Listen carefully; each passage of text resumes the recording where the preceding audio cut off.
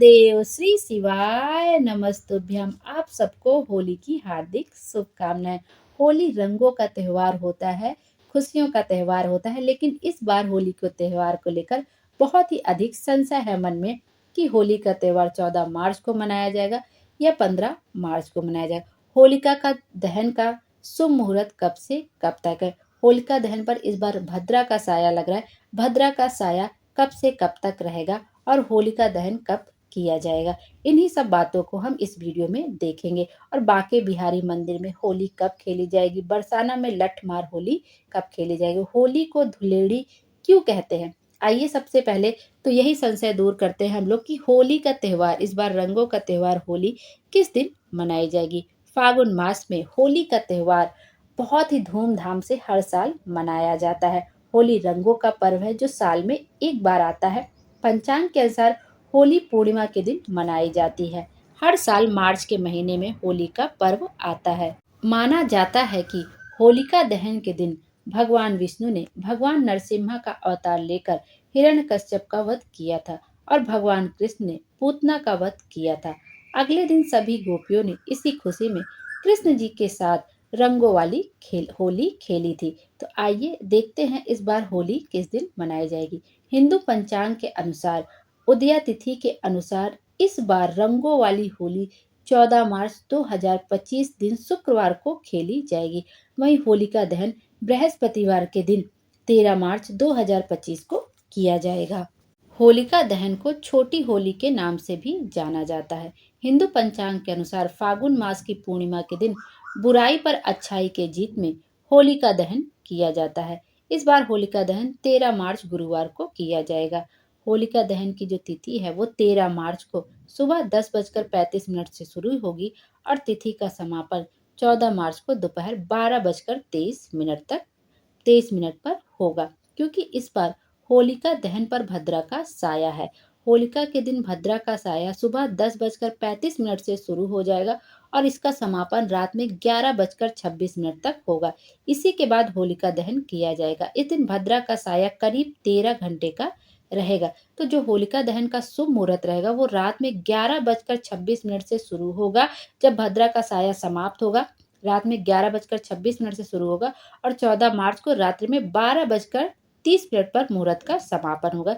तो ये होलिका दहन का शुभ मुहूर्त है। इसी पर हम होलिका दहन इस बार कर सकते हैं, क्योंकि जो होलिका में अग्नि प्रज्वलित की जाती है वो शुभ मुहूर्त में ही की जाती है, भद्रा के साये में नहीं की जाती है।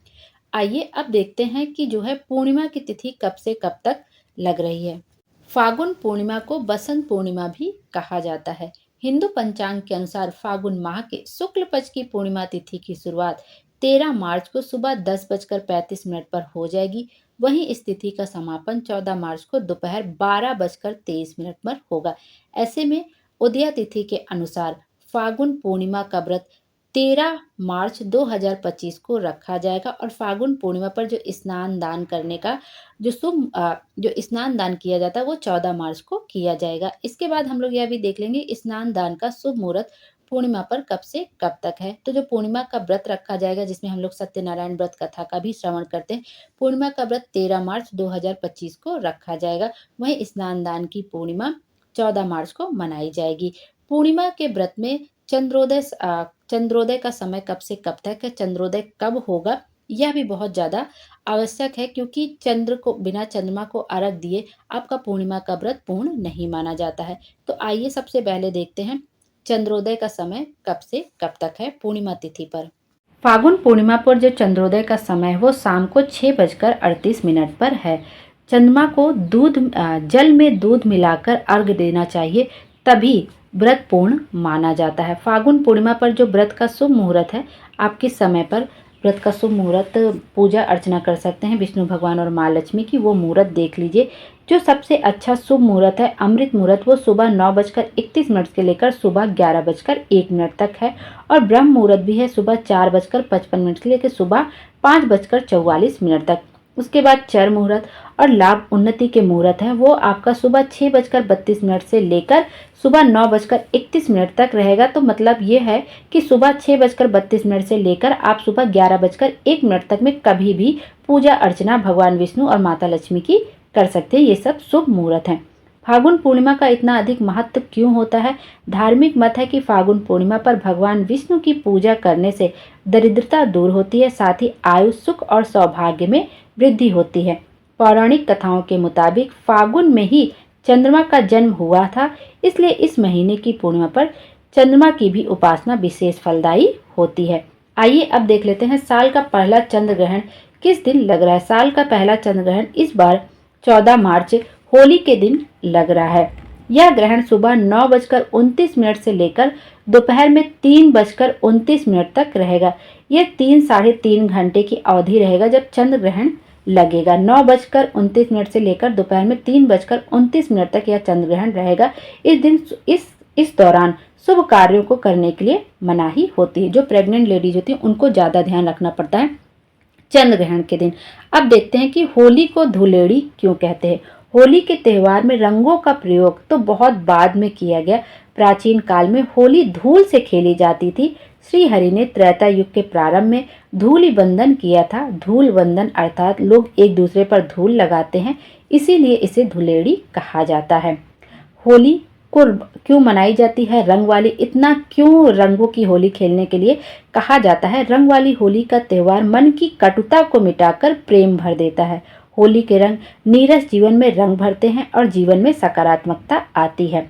इस वजह से रंगों वाली होली खेली जाती है, जो भगवान श्री कृष्ण को बहुत अधिक प्रिय है। बांके बिहारी मंदिर में होली इस बार कब खेली जाएगी? वृंदावन के बांके बिहारी मंदिर में इस बार होली 12 मार्च 2025 को खेली जाएगी। वहीं बरसाना में लठमार होली 8 मार्च को और नंदगांव में 9 मार्च को है। होली का त्यौहार बहुत ही अच्छा होता है, रंगों का त्यौहार होता है, खुशियों का त्यौहार होता है।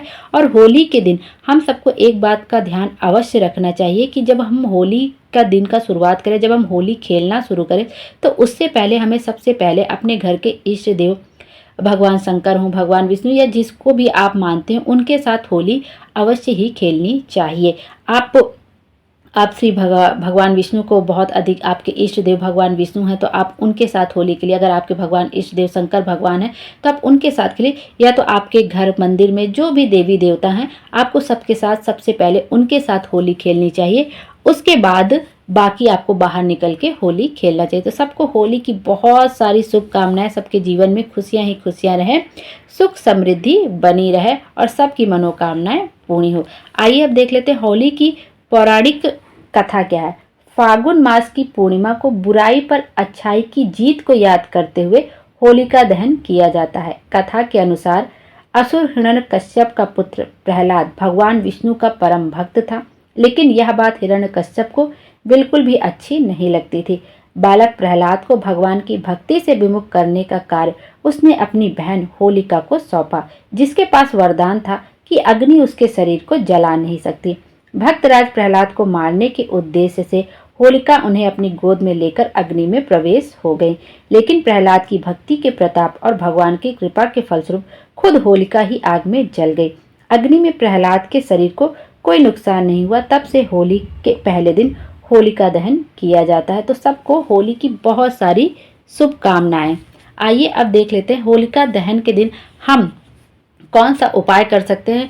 जिस भी लड़का लड़की का विवाह होने में दिक्कत हो रही, उम्र 30 साल 35 साल हो गई है, वो होलिका दहन के दिन 13 मार्च को यह उपाय करते हैं तो उनका मंगल विवाह 3 से 3.5 महीने में अवश्य ही पक्का हो जाएगा और मंगल विवाह होगा। यह उपाय करने के लिए आपको चाहिए 5 खड़ी हल्दी लेनी है और जिस भी लड़का या लड़की का विवाह नहीं हो रहा है उसके ऊपर से 5 या 7 बार आपको उठाकर जलती हुई होलिका की अग्नि में आपको डाल देना है। और होलिका की 5 जो जलती हुई होलिका उसके 5 या 7 बार आपको परिक्रमा कर लेनी है, विनती कर लेनी है। 2 से 2.5 महीने में 3 महीने में आपका मंगल विवाह जरूर होगा।